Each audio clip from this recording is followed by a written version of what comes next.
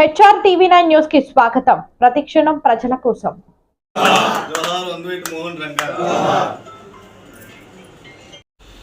ఈరోజు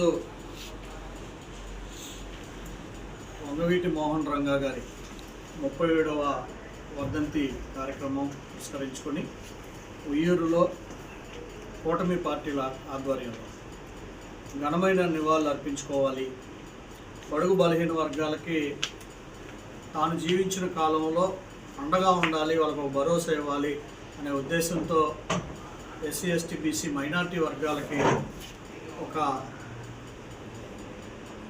ఉద్యమం లాంటి వ్యక్తిత్వాన్ని, ఆయన యొక్క రూపాన్ని ఒక ఉద్యమం రూపంగానే ప్రజలు గుర్తించే స్థాయికి ఎదిగినటువంటి ఒక మహానుభావుడు.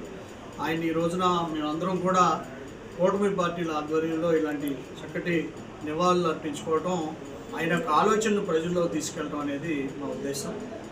మరి ఆయన విజయవాడే కాకుండా మన ఆంధ్రప్రదేశ్లో దాదాపుగా 2 లక్షల విగ్రహాలు ఉన్నాయని చెప్పి నేను కూడా సోషల్ మీడియాలో చూశాను.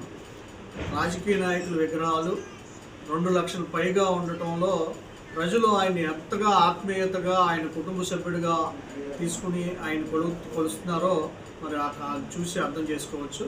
తప్పనిసరిగా వంగవీటి మోహన్ రంగా గారి ఆలోచనలు, ఆశయాలని మరి సార్థకత చేసే విధంగా మనందరం కూడా కృషి చేయాలని తెలుగుదేశం పార్టీ ఆధ్వర్యంలో మేము కూడా ఆయన ఆలోచనలను బయటకు తీసుకెళ్తూ ఆయన యొక్క ఏవైతే ప్రజలకు సహాయం చేయాలి, ప్రజలకు భరోసాగా ఉండాలనే ఆలోచనని మార్గదర్శకంగా తీసుకుంటామని తెలియజేస్తాం.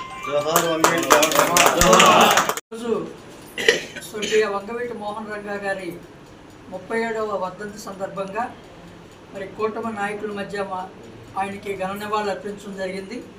మరి అట్లాంటి మహానుభావుడు యొక్క స్ఫూర్తి మా అందరికీ ఎంతో ఆదర్శం. మరి పేద బడుగు బలహీన వర్గాలకి మరి ఒక ఆశాజ్యోతిగా ఆయన యొక్క పోరాటం కానీ, ఆయన యొక్క ఉద్యమం కానీ ఇవాళ రాజకీయ నాయకులకి ఎంతో స్ఫూర్తిదాయకం.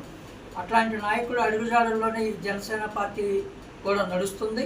పవన్ కళ్యాణ్ గారి ఆలోచనలు కూడా పేద బడుగు బలహీన వర్గాలకి న్యాయం చేయాలని, మరి కూటమి నాయకత్వంలో ఈ రాష్ట్ర ప్రజలు సుఖ సంతోషాలతో ఉండాలని మరి ఆయన యొక్క స్ఫూర్తిని ఆదర్శంగా తీసుకుని మేమందరం నడుస్తున్నాం. మరి ఆయన విగ్రహాలు ప్రతి ఊరు వాడ పెట్టి ఆయన జీవించున్నప్పుడు ఆయన ఎలా అయితే గౌరవంగా చూశారో, ఆయన మరణించినా కానీ ఇవాళ ఆయన విగ్రహాలని ప్రతి చోట ఎంతోమంది విగ్రహాలు పెడతా ఉంటారు.